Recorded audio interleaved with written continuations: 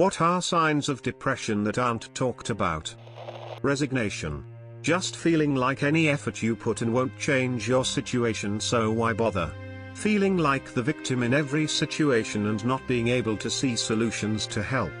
I'm a pilot, and you have to learn about personality traits that can make you an unsafe pilot, macho/I can do anything attitudes, anti-authority/ these regulations are silly and shouldn't matter, etc. etc. Resignation is something that gets taught very early on because student pilots don't take control of situations, they expect their instructor to. Nope. The antidote they remind you is you can always make a difference, you just need to act and take control. As someone who struggled a long time ago with this feeling in everyday life, I focus on that lesson a lot. Just do something. When you wake up in the morning, and decide to simply go back to bed, not wanting to ever leave the bed. When you procrastinate work by staring into blank space, rather than doing something that might interest you. When you're too tired to even do the things you know you enjoy. Sometimes it's not being consistently lazy, it's a sign of giving up on life, and spiraling into depression. Executive dysfunction. I was diagnosed by my doctor with GAD and major depressive disorder. Told her some days are better than others. She asked me how I felt. I said cold, like I actually cold. She asked about the anxiety. How it made me feel. I said tired, but mainly, I want it to end. And she said, what do you want to end? I never thought about it. I just want quiet. Insane how the mind can make you physically tired. During bad bouts, eating isn't a thing. Sleep isn't a thing. Feeling warm isn't a thing. Hands tremble. Tunnel vision. Foggy eyesight. Tight jaw. Mood swings. Living just becomes heavier. There are invisible physical weights slowing down everything your body tries to do. There are mental weights impeding your thoughts, plans, and any inspiration that might help gets bogged down in the muck. It is brutal. The blankness. The lack of existence's effect on the depressed individual. Like it's so weird, like you're walking in a bubble that nobody around can touch, almost like you're underwater. The feeling that everyone around hates you, so you try and do everything you can to please everyone and become a pushover. The fact you know people are taking your kindness for weakness just makes you feel worse, but you can't help it. Irritability. Crying yourself to sleep and not wanting to get up in the morning because I don't feel the motivation. Slowed/distracted thinking, poor grooming/lack of self-care, lack of exercise, disinterest, mumbling, self-absorbed sadness/anger, overreactions due to flashbacks or hypervigilance, drug addiction, inability to hold a job, unwillingness to seek a job. Basically, if US culture has taught you to condemn it, it's probably a symptom of often trauma-related depression common among victims of dystopia. Being excessively happy when around other people. Hiding. Not wanting to go outside, or be in light, be in air, be in public. Wishing no one was around, in the house, so you can just hide, or stare, or sleep without any witnesses that you have to act upbeat around. Not fully present during conversations. Just feeling like a wall for someone to talk at instead of conversing normally. Memory loss and attention problems. People with depression tend to be extremely forgetful and also tend to remember less from depressive episodes. It also is harder for people with depression to focus on something. Also something called anhedonia, which is a loss of interest in previous hobbies and a lack of pleasure derived from daily life. Depression is big sad time, but it is also the brain slowly shutting down more and more. Wanting to please everyone even if they are strangers. Probably more like a sign of anxiety, but I like to think they are linked. Being unusually clingy and needy towards your close friends and partners. My relationship improved so much while I've been on Zoloft because I don't need my boyfriend's attention/affection on bad days. Anhedonia. It's worse than death. You don't get joy from your hobbies anymore.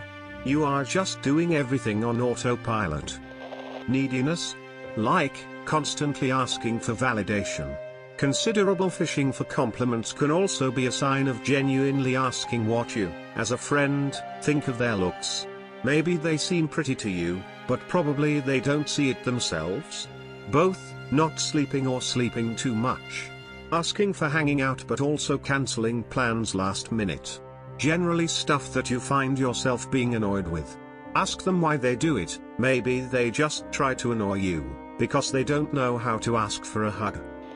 I just want to nap all the time during the day but can't fall asleep at night. For myself, it was the insomnia, not eating and the lack of personal care, showering etc. Feeling guilty because you don't have energy to do things. When I start feeling depressed, I withdraw and stop answering calls/texts etc. When the fog finally clears, I have to do the whole apology tour. Overwhelming guilt over not doing anything but not having the energy or motivation to actually do something about it. Memory loss, how everything physically feels more difficult, like trying to walk in treacle, concentration and focus issues. Feeling guilty when you feel a little happy for a while and then feeling even worse than usual. Becoming desensitized to others' feelings. I don't know what to do to comfort someone when they need it. When I'm going through a major depressive episode, in my case, they usually last from a week to 7 months. It sucks. I don't know if it's just me, but physical illnesses or symptoms, specifically body aches. At least for me. When I get in a depressed funk for a while, my body hurts all over.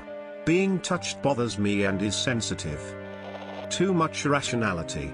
It felt like people enjoying life are on some sort of a drug. It was as if depression made those drugs wear off and made the world look more real. Any great laid plans seemed empty, any beauty seemed silly and pointless. It's scary.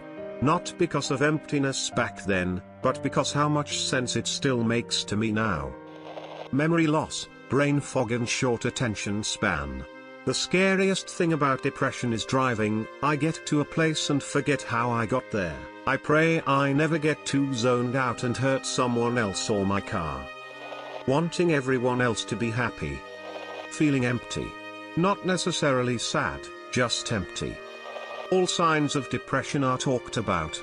The question should be about which ones aren't talked about enough. Seeing things in black and white. Overgeneralizing. Blaming others. Shopping addiction. The paranoia. Seriously, I think it is the worst part of this mental illness. You start to question everyone and everything without even realizing you are doing it. Then of course the fear comes sliding in like an old friend, and starts selling death disguised as the cure for all your woes. And if you listen too long, that salesman has a new potential client. It's god-awful. Losing decades of time in misery. Having to realize you're doing a thing and keeping up with your symptoms. Not knowing what's a normal response to something and what's a symptom, balancing between pushing yourself to do and be better and giving yourself a break because you're dealing with a ton, knowing there's stuff you need to do on top of all of this mental exhaustion. It's so much different than physical exhaustion. This is me right now, sorry for the long list. Aside from all the emotions or lack of, the anger/irrational outbursts, the lack of wanting to exist, it's the losing friends, everyone moving on with their life while you feel stuck, pushing away family because you better burden them with your problem. Wanting to die but knowing that it would hurt everyone around you, but you don't really want to die, you just don't want to exist at this time. Depression and anxiety are quite good friends in my life, so dealing with them both at their worst is exhausting. Using all your energy to fight your own brain, no wonder I just want to sleep through it. For me, it was the obsession with certain people, things, aspects of life etc. It seemed that if I focus on one thing or person only, it will consume my whole mind and hence let me forget or rather suppress my personal issues. For both depression and anxiety, a loss of interest or aversion to the things you used to love. For me it was reading. I used to love going to bed an hour or two early in order to read books. I mainly read sci-fi and fantasy. But when my anxiety first started, I cut out reading entirely. My doctor says it's a common thing that happens, because your mind is trying to actively fix whatever stress it's feeling, So you get an avrain to doing some of the simple things you used to like. Kinda like a recreational fight or flight response. Being super aware of how insignificant an individual life is because of the unimaginable immensity of the universe and how it makes no sense to think that one's existence matters in any way, shape or form. A perpetual existential perspective that is at the front of my awareness all day and every day.